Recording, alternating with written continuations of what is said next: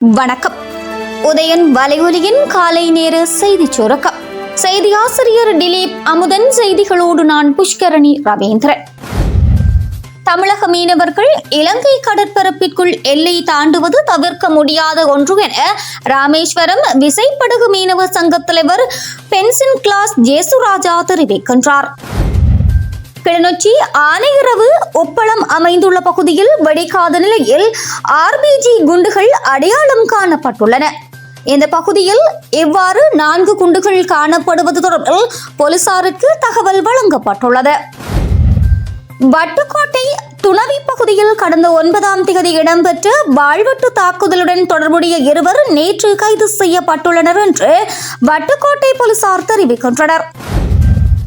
கரப்பந்தாட்டு இறுதியாட்டம் நடைபெற இருந்த மைதானத்திற்குள் புகுந்து வாழ்வெட்டு நடத்திய குழு ஒன்று பொதுமக்களால் மடக்கி பிடிக்கப்பட்டு முறையான கவனிப்பின் பின் போலீசாரிடம் ஒப்படைக்கப்பட்டுள்ளது.